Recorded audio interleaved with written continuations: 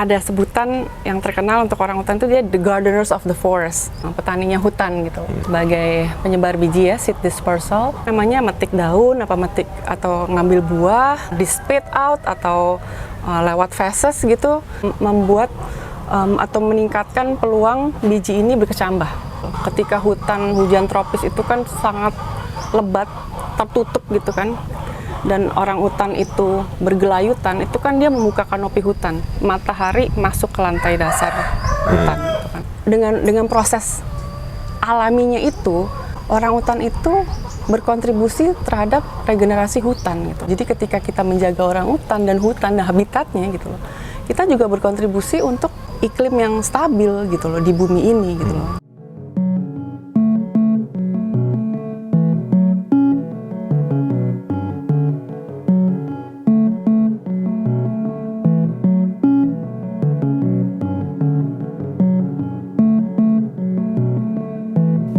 Apa yang terjadi ketika orang utan punah? Mengapa keberadaan spesies mereka menentukan narasi manusia? Dan bagaimana kita bisa belajar dari mereka dalam merawat keterhubungan dengan alam? Di episode kali ini, kita berdialog dengan Davina Veronica, seorang aktivis lingkungan, yang telah bersuara akan pentingnya hak satwa liar, khususnya orang hutan. Dan juga Restu dari Satya Bumi. Kita akan membicarakan bagaimana keberadaan orang hutan sebagai spesies kunci adalah salah satu nadi utama dalam kesehatan sistem hutan. Dan yang paling terpenting, bagaimana kepunahan spesies orang hutan akan berujung terhadap kepunahan massal seluruh kehidupan di bumi ini. Halo, selamat datang kembali di Sabda Bumi. Kali ini kita berada di Jakarta di halaman 7. Dan di samping saya ada Kak Davina. Halo, sehat Kak? yang terkenal itu. Kakak juga yang terkenal itu. Alhamdulillah sehat. Episode ini spesial karena episode ini kita berkolaborasi dengan Satya Bumi, di mana kita akan membahas tentang orang hutan dan pentingnya keberadaan mereka di ekosistem dan mengapa keberadaan mereka ada hubungannya dengan manusia itu sendiri. Dan ya Kak, mungkin sebelum kita bahas lebih detail tentang orang hutan gitu, kan Kakak lumayan sering menyuarakan tentang satwa liar gitu, khususnya juga orang hutan itu sendiri. Mungkin bagi untuk teman-teman kita yang baru kenal Kakak, Kakak sehari-harinya ngapain saja? Kalau sekarang kesehariannya saya memimpin yayasan kesejahteraan hewan, tapi kebetulan hewannya hewan domestik atau peliharaan rumah, anjing dan kucing. Yayasannya bernama Nata Satwa Nusantara. Tapi juga saya banyak terlibat di banyak NGO satwa liar untuk menyuarakan satwa liar, salah satunya orang hutan gitu. Dari kecil udah piara anjing, piara kucing gitu. Terus jalannya dengan proses hidup, tahun 2009 tuh saya udah di posisi di mana saya kayaknya pingin beranjak ke next chapter of my life, which is my passion untuk menolong yang tidak bersuara, yaitu hewan. Lalu saya juga di tahun 2014 saya mendirikan yayasan specific on domestic animals, karena banyak sekali juga kasus yang melibatkan mereka, dalam arti kata banyak penyiksaan, kekerasan, kekejaman terhadap anjing dan kucing gitu. Jadi dan sejalan dengan proses juga saya banyak terlibat dengan banyak NGO lain gitu kan, satwa liar, urusan satwa liar ya sampai sekarang sih gitu. The rest is history, maksudnya sampai sekarang saya masih di ranah untuk perlindungan alam dan satwa liar dan juga hewan peliharaan rumah. Orang udah banyak tahu lah kalau orang hutan tuh critically endangered sekarang kan, itu udah fakta yang semua orang pada tahu lah gitu kan. Dan semakin parah sekarang dengan bencana yang terjadi kemarin di Sumatera kan, juga banyak berita buruk terjadi ke habitat mereka gitu. Tapi mungkin yang mungkin masih banyak orang belum tahu secara lebih detail gitu. Sebenarnya sih apa sih Kak domino effect, kenapa keberadaan orang hutan ini as a species itu penting dalam sebuah ekosistem yang, dan kalau misalnya mereka punah, apa yang terjadi ke kita gitu? Maksudnya apakah itu kenapa itu sesuatu yang urgent gitu? Karena orang hutan itu melakukan peran yang tidak bisa dilakukan oleh manusia manapun di bumi ini. Oke, seperti apa tuh? Salah satunya dia sebagai penyebar biji ya, seed dispersal. Orang hutan itu memberikan peluang kepada biji ini untuk berkecambah. Gitu loh. Jadi orang hutan itu mempunyai kemampuan yang mana cara memakan dia, cara dia membawa makanan itu, cara pencernaannya itu ternyata mempunyai kemampuan untuk membuat si biji ini berkecambah gitu loh, tumbuh. Ini kan proses selanjutnya ya setelah penyebaran biji gitu. Tapi karena prosesnya itu, karena perilakunya dia itu gitu kan, cara dia makan, cara dia mungkin menyebarkannya juga gitu kan di hutan gitu, itu membuat atau meningkatkan peluang biji ini berkecambah. Jadi yang tadinya mungkin pohonnya sudah tua, sudah rapuh, ada generasi baru gitu kan. Orangutan itu kan hewan satwa arboreal ya, berarti hidupnya di pohon gitu kan. Jadi dia dari waktu ke waktu itu berpindah gitu loh. Ketika hujan tropis itu kan sangat lebat, tertutup gitu kan. Dan orangutan itu bergelayutan, itu kan dia membuka kanopi hutan. Matahari masuk ke lantai dasar hutan gitu kan. Dengan proses alaminya itu, orangutan itu berkontribusi terhadap regenerasi hutan gitu. Dan kita ketahui bahwa habitat orangutan itu adalah hutan penyerap karbon terbesar, salah satu yang terbesar di dunia. Jadi sebenarnya konservasi atau perlindungan orangutan itu adalah strategi mitigasi konflik. Ini bukan simbol loh, ini benar-benar kenyataan gitu loh. Jadi ketika kita menjaga orangutan dan hutan dan habitatnya gitu loh, kita juga berkontribusi untuk iklim yang stabil gitu loh di bumi ini gitu loh. Jadi ketika kita membicarakan orangutan, kita bukan membicarakan soal penyelamatan satu spesies aja gitu loh, tapi kita melihat ke skala yang lebih besar lagi gitu loh, bahwa habitat orangutan itu adalah hutan penyerap karbon terbesar di dunia gitu. Salah satu yang terbesar di dunia, dan itu harus kita jaga dong gitu. Benar. Dan satu lagi harus diingat bahwa orangutan itu umbrella species gitu loh. Oke, umbrella spesies payung. Oke. Berarti perlindungan dia itu melindungi satwa-satwa yang lainnya juga, yang bergantung kepada tumbuhan, pepohonan yang lain di dalam hutan itu gitu. Jadi ketika kita menyelamatkan atau melindungi orangutan, artinya kita melindungi satwa-satwa liar yang ada di dalam hutan juga gitu. Karena perannya itu dia vital sekali gitu loh. Kan ada sebutan yang terkenal untuk orangutan itu, dia the gardeners of the forest. Dia itu petani ya, petaninya hutan gitu. Dan itu kan tidak bisa dilakukan oleh manusia ya. Mana ada sih manusia bangun jam 5 pagi atau jam setengah 5, terusnya metik daun, atau ngambil buah, terusnya di spit out atau lewat feses gitu, jalan-jalan di hutan, terus naik ke pohon, terus buka kanopi hutan, membuat sarang yang juga itu akhirnya memainkan kanopi hutan ya, jadinya cahaya masuk terbuka, cahaya masuk gitu kan. Ada nggak sih manusia yang seperti itu gitu kan? Nggak bisa ya. Jadi perannya orangutan itu tidak tergantikan gitu loh. Dan juga tidak tergantikan oleh satwa lain juga. Satwa liar yang lain punya peran masing-masing pastinya, tapi this creature, orangutan, punya peran yang luar biasa gitu loh untuk melestarikan atau bahkan membuat generasi baru bagi hutan gitu loh. Ketika pohon itu tua, ketika pohon itu rapuh gitu kan, ketika pohon itu harus tumbang, ada penerusnya gitu loh. Karena perilaku alaminya itu tadi gitu kan. Dia kan mobilisasinya kan jauh ya, tinggi gitu ya. Jadi kemana-mana itu kan dia makan, buang bijinya lewat either dia di spat out gitu kan, dikeluarkan ini lewat mulut atau lewat fesesnya dia gitu. Itu kan nggak mungkin dilakukan oleh manusia gitu. Jadi kita harus menghargai peran setiap makhluk hidup sih, karena balik lagi kita makhluk yang paling rapuh, kita bergantung pada kesehatan alam. Dan kalau kita ingat kembali ya, mereka ada lebih dulu loh daripada kita. Nah aku penasaran nih, yang pas kalau dari evolusi sains gitu kan, orangutan atau manusia dulu?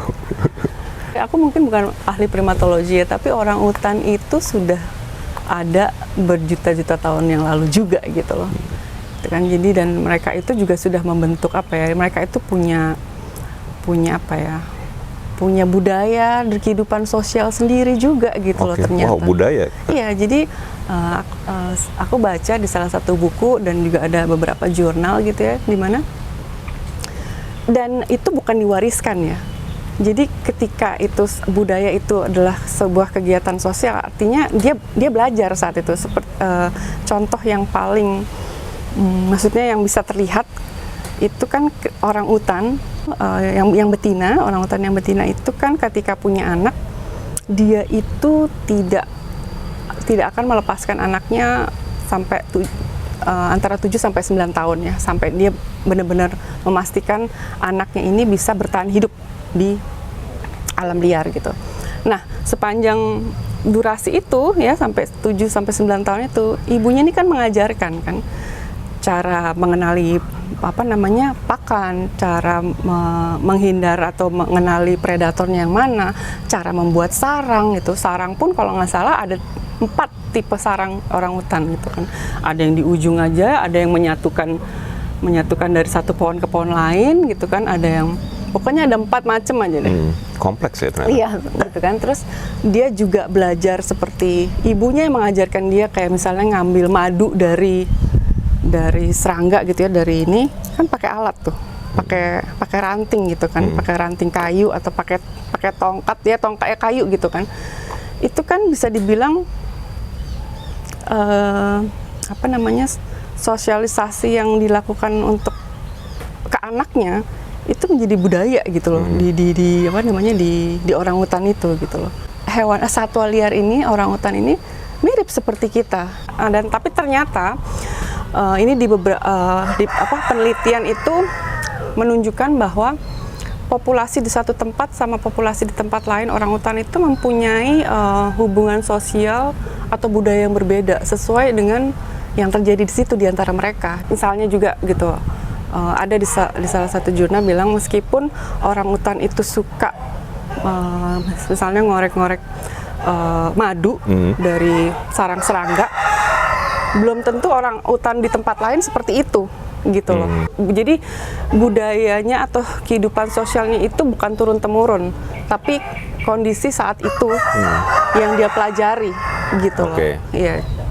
Itu yang aku baca ya berdasarkan penelitian. Berarti kayak apa yang di Sumatera, Tapanuli dan Kalimantan tuh bisa totally berbeda, different iya, bisa behavior berbeda, gitu ya? Bisa berbeda. Jadi nggak bisa disamaratakan gitu loh, perilaku orang hutan tuh begini, yang di sana juga begitu gitu, nggak juga gitu loh, karena ya tergantung dia itu kehidupan sosialnya seperti bagaimana. Tapi memang juga orang hutan itu kan soliter ya, nggak seperti simpanse itu kan berkelompok ya.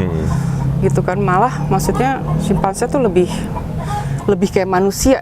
Kalau kamu pernah nonton film dokumenter Chimp Empire, itu ada 4 episode, itu luar biasa betapa ada hierarki. Wow, hierarki di simpanse tuh ada hierarki, siapa pemimpinnya, siapa penasehatnya, siapa warganya, rakyatnya, dan ada nih simpanse yang ingin mengambil tahta pemimpinnya ini. Ketika dia melihat nih pemimpin gue ini udah tua nih, gue ngapain ya, gue deketin penasehatnya aja deh gitu. Dia deketin penasehatnya. Game of Thrones di iya, dia deketin penasehatnya. Jadi penasehatnya nih kayak ini nih, Libra juga nih, dia nggak gitu. Maksudnya saya memang bekerja untuk si pemimpin yang sekarang, tapi kok yang ini baik ya gitu. Kok ini accommodate saya ya gitu kan, istilahnya penjilat lah gitu ya, maksudnya manis banget lah gitu mas saya. Bergeser nih si penasehatnya nih. Besok-besok si yang pemimpin yang udah lumayan tua ini nggak akan dipilih lagi, karena si penasehatnya ini menggiring semua warganya itu untuk milih yang muda aja ya, yang lagi menjilat si penasehatnya ini.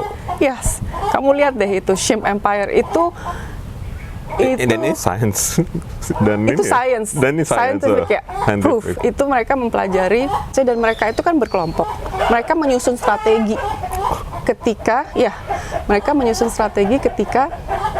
ingin misalnya berperang atau ingin menguasai sesuatu gitu di lokasi atau apa gitu. Wow, sounds familiar ya. Iya kan, sama kayak manusia kan, hierarki gitu loh.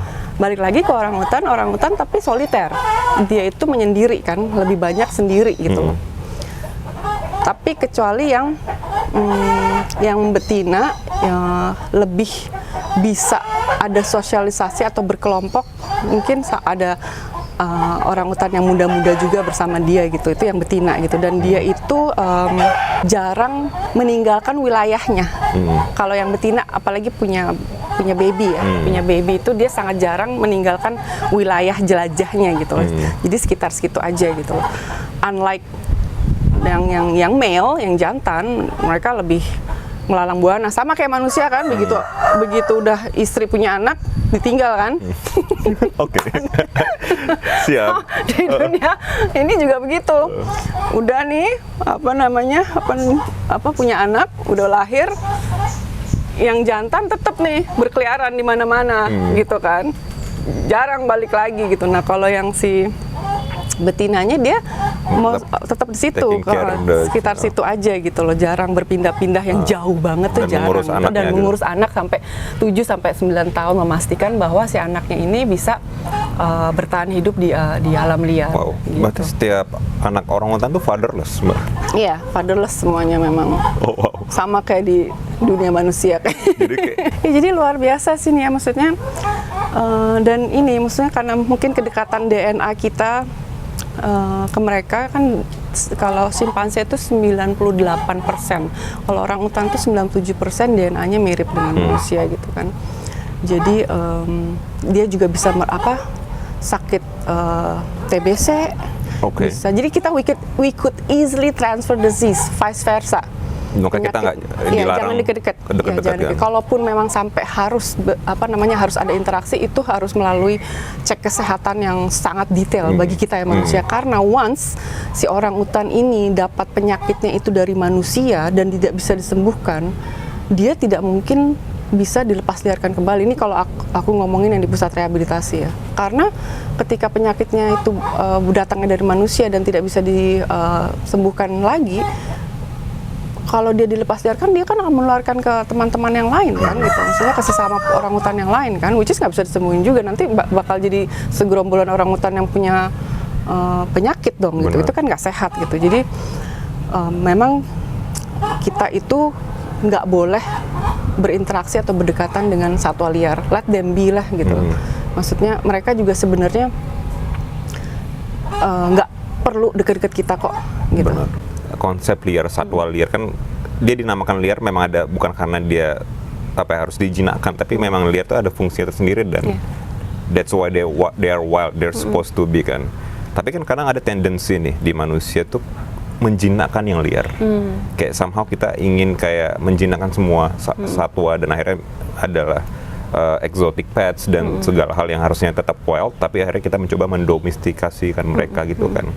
Tapi menurut kakak, how do we membedakan mana yang harusnya tetap liar, mana yang ini bisa domestifikasi gitu menjadi peliharaan? Hewan domestik itu kayak anjing sama kucing itu kan sudah terdomestikasi sekitar 15.000 tahun yang lalu gitu loh.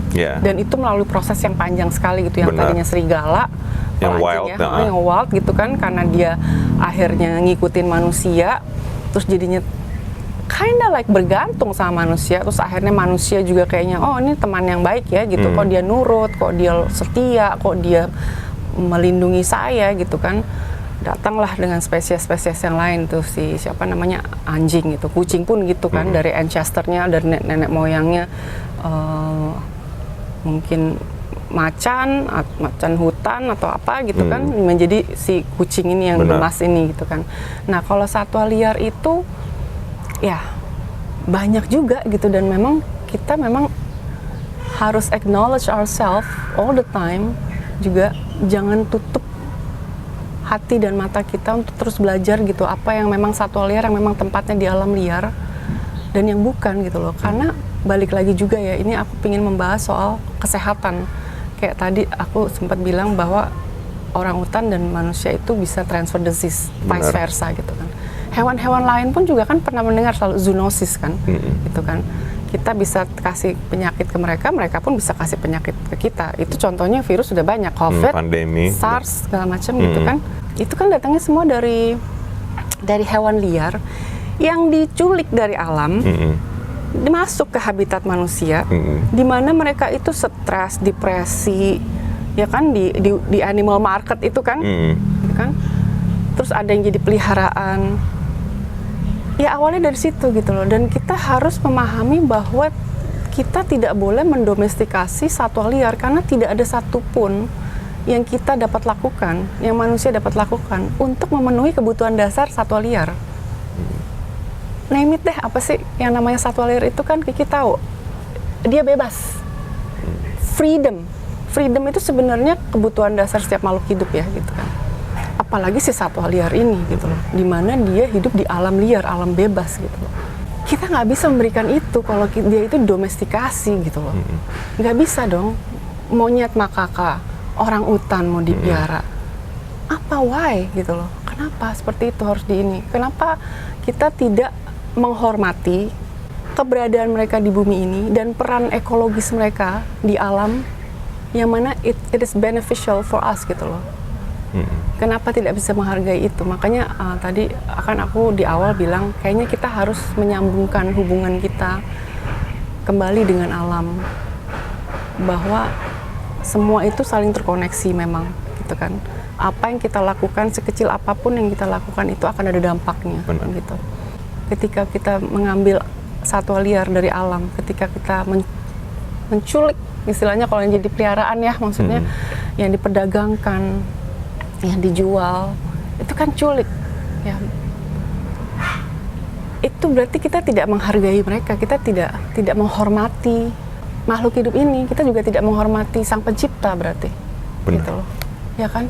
Kita tidak menghormati sang pencipta sama sekali. Itu is disrespectful to nature, disrespectful to animals gitu loh, to wild animals.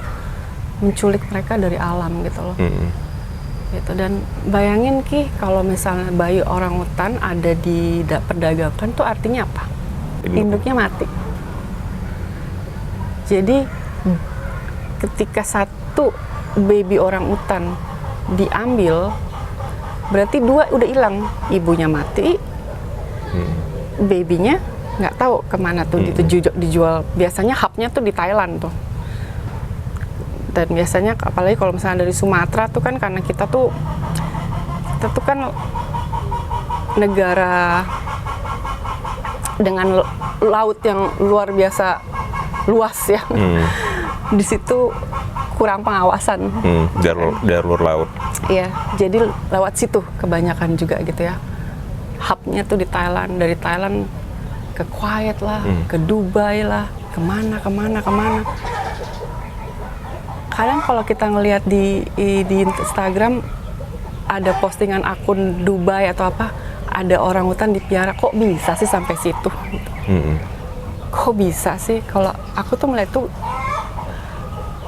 mixed feeling ya, antara nangis dan marahnya luar biasa. Kita bisa membiarkan itu sih? Kok how could we let that happen sampai sekarang gitu? Orang hutan itu kan dilindungi. Benar. Undang-Undang Nomor 32 Tahun 2024 tentang sumber daya alam hayati dan ekosistemnya. Masuk di situ semua kan, ada turunan juga tuh peraturan-peraturannya kan. Tapi ya itu, kita tuh punya peraturan tapi penegakannya lemah. Jadi ada data tapi nggak bisa dieksekusi gitu loh. Teman-teman nih punya data nih, jelas-jelas datanya ada tapi nggak bisa dieksekusi gitu loh. Karena itu penegakannya lemah, implementasinya lemah gitu loh. Jadi krisis lingkungan itu apa ya, terjadi itu karena lemahnya implementasi gitu loh. Karena kita udah banyak kok aturan, banyak undang-undang yang melindungi satwa liar, ada gitu loh. Ada juga satu jurnal dari tahun 2017 sampai 2019, kasus orang utan itu sebanyak 2.229, yang naik ke pengadilan hanya 22, yang akhirnya sampai kena sanksi dan denda itu hanya 20. Kemana yang lain?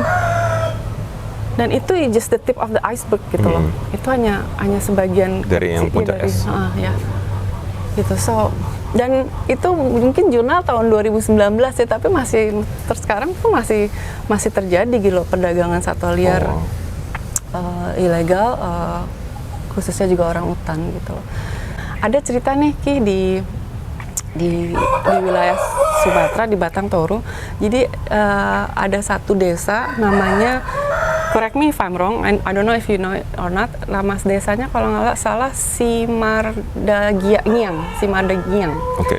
Jadi itu banyak petani di sana, dan mereka itu hubungannya harmonis sama orang hutan. Jadi mereka tuh sampai bilang begini, silakan ambil panenan kami, tapi sisakan buat kami ya. Mereka nyebut kayak gitu. And amazingly, orang hutan emang kita harus banyak belajar loh dari orang hutan, karena satwa liar itu hanya mengambil apa yang dia butuhkan. Jadi si petani ini malah membuat kesaksian, dan itu berhasil dengan kami mengucap seperti itu kepada orang hutan. Itu berhasil di mana kami tidak pernah dirugikan. Orang hutan hanya mengambil sebagian yang dia butuhkan, dan dia meninggalkan banyak sekali untuk kita, untuk tetap kita berjualan, untuk kita tetap jual gitu, hasil panennya itu gitu loh. Jadi mereka tahu haknya, iya, they know gitu their rights. Jadi si petani-petani ini malah selalu gitu, nggak apa-apa ambil ya, tapi sisain buat kami ya, karena kami juga butuh gitu. Mereka mengasihi orang hutan itu gitu loh, jadi tidak memusuhi, tidak menganggap orang hutan itu hama gitu. Justru ya kita hidup berdampingan, kita ada di dalam habitat yang sama, let's try to live together side by side gitu. Dan itu justru malah jadi berkah gitu loh. Benar. Kenapa tidak bisa diterapkan di tempat lain juga? Dan sebenarnya orang hutan itu kan ke kebun itu karena mungkin udah tidak cukup makanan lagi di hutan alaminya. Jadi aku tuh suka agak tersinggung ketika satwa liar itu dianggap hama. Mereka bukan hama, mereka itu hanya bertahan hidup di lanskap yang kita sudah ubah. Ketika satwa liar dianggap hama, aku bilang yang masuk ke habitatnya siapa? Yang ngambil tuh siapa? Yang hama tuh siapa? Yang merusak tuh siapa? Kita manusia, spesies manusia yang merusak, yang mengambil, bukan mereka. Mereka nggak pernah mengambil apa-apa dari kita kok. Mereka hanya butuh, kita punya empati di mana kita sisakan tempat, kita berikan ruang mereka juga untuk berbagi hidup. ruang. Berbagi ruang dong. Dan dua desa ini yang kakak cerita tuh memang udah jadi bukti kalau coexistence antar spesies tuh possible Iya, gitu. possible gitu. Dan mungkin aku pengen tahu dari kakak yang kakak sudah lihat behavior banyak orang hutan lah dan spesies lainnya. Apa yang bisa pelajaran hidup apa yang bisa kita pelajari dari seorang orang hutan yang bisa kita implement ke kehidupan manusia? Tidak pernah mengambil lebih. Maksudnya dia hanya mengambil apa yang dia butuhkan. Mungkin kita bisa belajar dari situ gitu. Karena ada kan perkataan bijak dari Mahatma Gandhi bahwa bumi ini dapat menyediakan seluruh kebutuhan manusia. Semuanya bisa kebutuhan ya.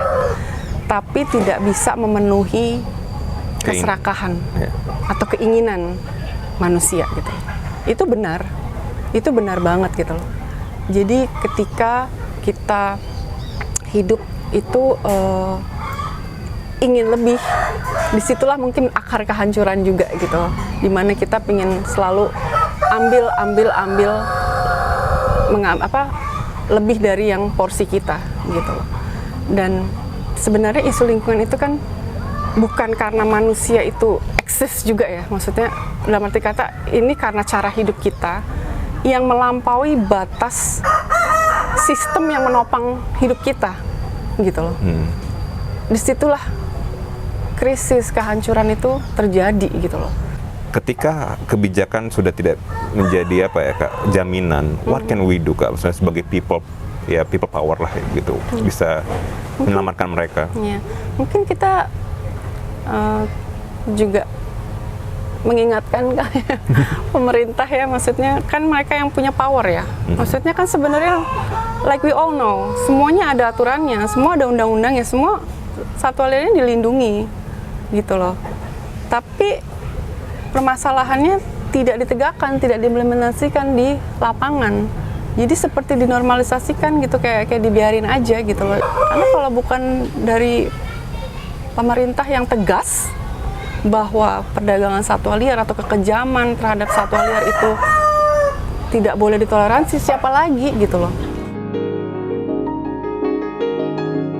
Dan di sebelah saya ada Kak Restu, Comms Manager dari Satya Bumi. Halo. Sehat Kak? Alhamdulillah sehat, Mas Kiki. Mungkin kita, untuk penonton kita yang belum tahu, boleh kenalin nggak diri kakak siapa dan keseharian ngapain saja? Oke. Nah, jadi perkenalkan aku Restu Diantina, Aku sebagai Communications Manager di organisasi lingkungan dan HAM bernama Satya Bumi.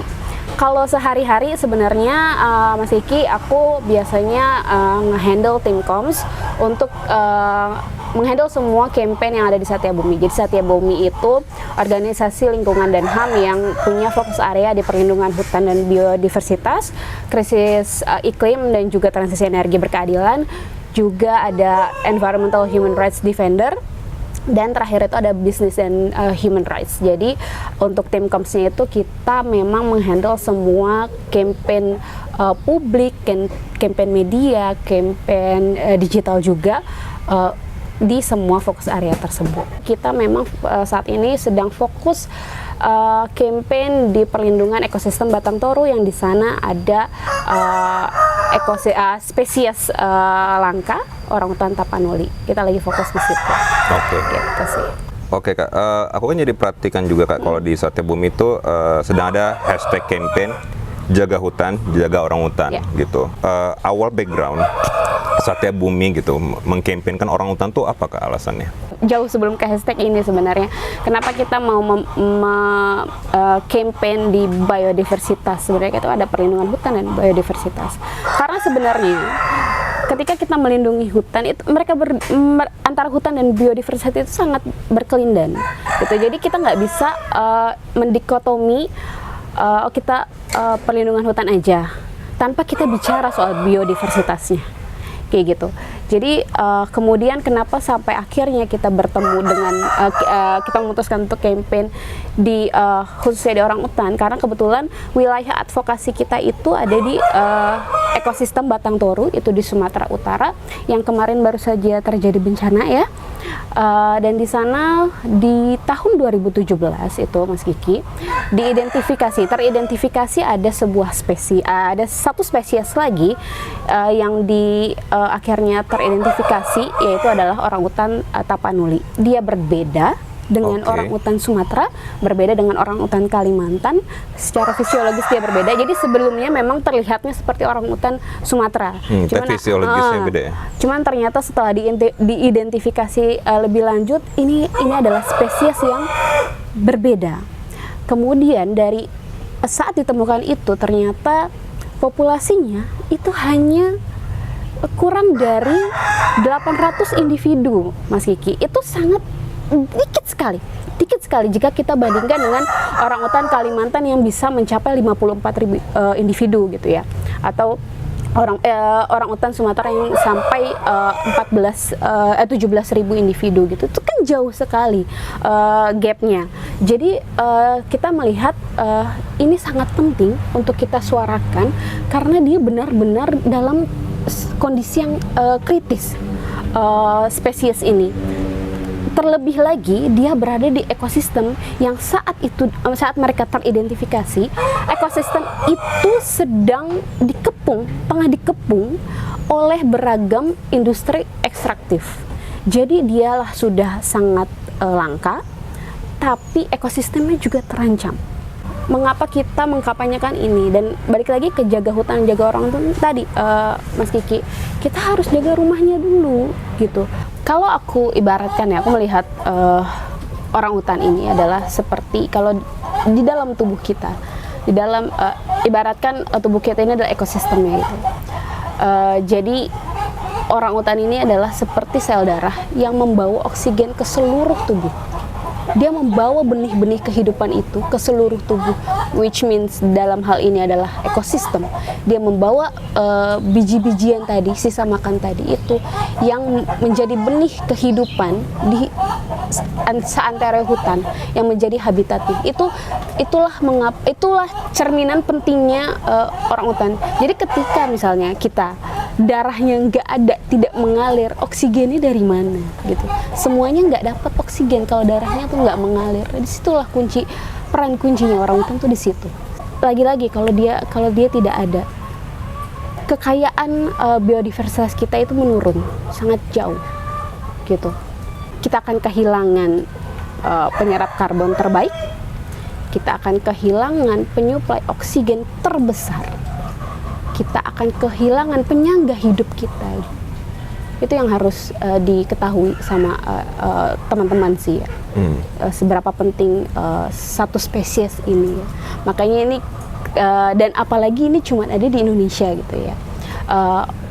Orangutan Tapanuli satu-satunya habitat itu cuma ada di sini, ada di ekosistem Batang Toru. Itulah mengapa kita sangat penting untuk menjaga ekosistem ini.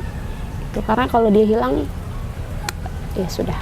Jadi itu yang harus kita kedepankan sekarang, pemulihan ekosistem itu tidak hanya dari kita sebagai masyarakat, tapi juga yang punya peran penting di situ adalah perusahaan yang punya tanggung jawab lingkungan dan juga pemerintah yang punya kuasa, yang punya wewenang untuk mendorong pemulihan itu bisa segera terjadi. Yang paling minimal sekali itu ada namanya click activism gitu. Jadi itu share sebanyak-banyaknya, like sebanyak-banyaknya, publish banyak-banyaknya substansi atau konten-konten mengenai perlindungan orang utan. Itu minimal yang bisa kita lakukan gitu. Kemudian kalau mau lebih lagi, kita bisa isi petisi. Ketika ada teman-teman menyebarkan petisi, bisa isi sana, karena petisi itu sangat penting sebenarnya untuk mendesak pemerintah. Mereka tahu bahwa ternyata ada sekian ribu orang yang mendesak, menginginkan perubahan ini. Mereka bisa tahu dari situ. Sampai saat ini kita terus membuka kanal petisi Satya Bumi untuk perlindungan orangutan Tapanuli. Nanti bisa dicek di Instagramnya Satya Bumi, di situ ada, kita buka terus petisinya. Sampai saat ini total sudah ada 190.000 yang mendatangi dari seluruh dunia. Jadi kita distribusi petisi itu juga sampai ke Inggris, sampai ke Perancis gitu ya. Mereka saja mau, kenapa kita enggak gitu. Itu sih. benar. Ini pertanyaan terakhir Kak, dan pertanyaan mandatory setiap episode. Dan ada satu pola yang kita lihat di alam, bahwa semua spesies yang ada di semesta ini tahu haknya, dia tahu fungsinya, dia tahu kebutuhannya gitu. Dan Kecuali manusia ya, kecuali lupa ya. manusia, semua tahu batas, tapi kita tidak tahu batas kan. Dan yang kita perhatikan adalah kita kehilangan arti cukup seperti spesies lainnya gitu kan. Dan aku pengen tahu dari perspektif Kakak, apa arti cukup bagi seorang Kak Davina? Tadi cukup tidak mengambil yang bukan porsi saya, yang bukan porsi aku ya. Jadi ketika aku sudah cukup merasakan kebutuhan saya udah terpenuhi, ya sudah gitu loh. Setiap makhluk hidup itu punya nilai intrinsik ya. Nilai intrinsik itu, dia itu ada karena emang ada, bukan karena manfaatnya untuk manusia. Gitu loh. Dia punya value sendiri di situ gitu loh. Aku suka sedih banget ya melihat berita lately itu alam Indonesia. Kita tuh ya ampun, kayaknya luar biasa akan keanekaragaman hayati gitu. Masa sih mau dihabisin gitu kan? Mau sampai kapan gitu? Dan itu ada kehidupan loh di situ. Ketika aku juga ke hutan sendiri gitu, teman-teman di sebelah sana, aku cuma dengar suara-suara satwa-satwa itu apa? Ini juga insek juga. Everything is alive gitu. Semuanya tuh hidup gitu. Semuanya memainkan peranan. Imagine itu kebakar. Imagine itu di bulldozer. Itu kayak kita manusia punya rumah, terus main dihajar sama bulldozer. Terus kita mau kemana? Nggak punya makanan, nggak punya atap, nggak punya apa gitu.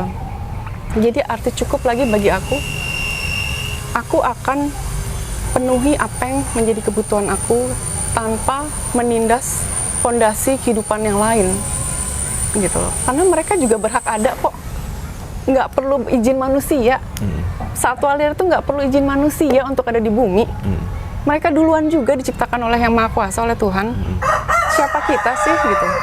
Kita udah diberikan kelebihan juga bisa berpikir, bisa berbicara, bahwa ya menjadi spesies yang mengayomi, yang melindungi, yang bisa hidup juga ya melindungi, merangkul gitu. Bukan jadi yang merusak dong gitu. Aku optimis kita masih punya waktu kok untuk berubah ya, untuk menjadi generasi yang memilih merawat, tidak merusak gitu. Dan semoga dengan cara pandang kita yang mana kita adalah bagian dari alam, instead of kita mengeksploitasi, kita ubah menjadi kita itu merawat ya. Maka itu adalah bentuk cinta ya, bentuk cinta kita untuk masa depan yang akan kita nanti kembalikan kepada generasi yang akan datang kan. Gitu. Dialog dengan Kak Davina dan Restu membuat saya sadar bahwa setiap makhluk yang hidup di bumi ini saling terhubung. Sering sekali kita mengira bahwa manusia adalah entitas yang terpisah dari nadi kehidupan bumi ini. Kita dan satwa liar adalah satu sistem yang tidak akan pernah terpisahkan. Dari keberadaan orangutan, saya belajar bagaimana mereka adalah guru tertua manusia dalam merawat keseimbangan alam. Mereka mengajarkan bahwa hidup berdampingan antar spesies itu sangat mungkin. Orangutan hampir memiliki 97% kemiripan DNA dengan manusia, yang memberikan pesan bahwa seperti mereka, keselarasan terhadap alam itu sudah ada juga di dalam diri kita. Orangutan mengingatkan kita bahwa tidak semuanya harus serba cepat. Orangutan mengingatkan kita bahwa keserakahan tidak mempunyai fungsi di alam ini. Dan yang paling terpenting, orangutan mengingatkan kita bahwa manusia, seperti mereka, mempunyai tugas sebagai petani hutan yang memberikan nadi kehidupan bumi tetap berdenyut.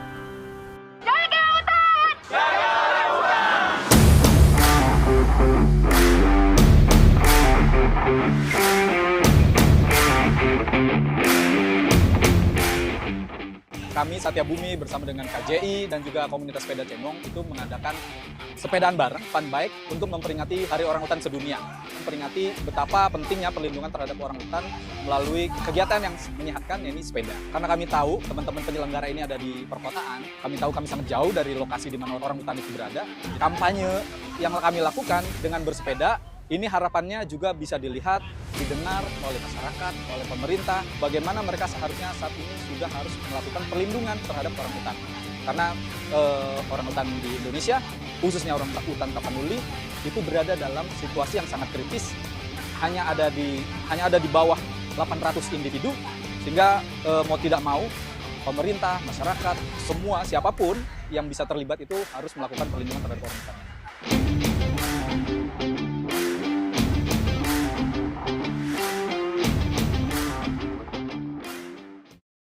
Kak Davina, terima kasih banyak sudah cerita di episode ini. Terima kasih banyak juga udah datang sini dan Sama-sama. cerita tentang perspektif dan kehidupan kakak. Dan that's so personal, dan thank you so much for the energy, Kak. Yes, thank you so much for having me. Oke teman-teman, terima kasih banyak sudah mendengarkan episode ini, dan kita juga mau bilang terima kasih kepada Satya Bumi yang sudah berkolaborasi dengan episode ini. Dan untuk lebih detail, teman-teman bisa cek Instagram Satya Bumi untuk info-info tentang orangutan dan campaign-campaign yang sedang berjalan. Oke teman-teman, see you on the next episode.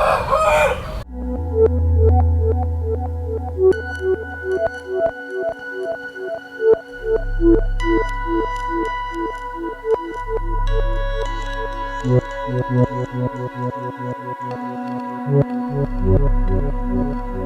kasih.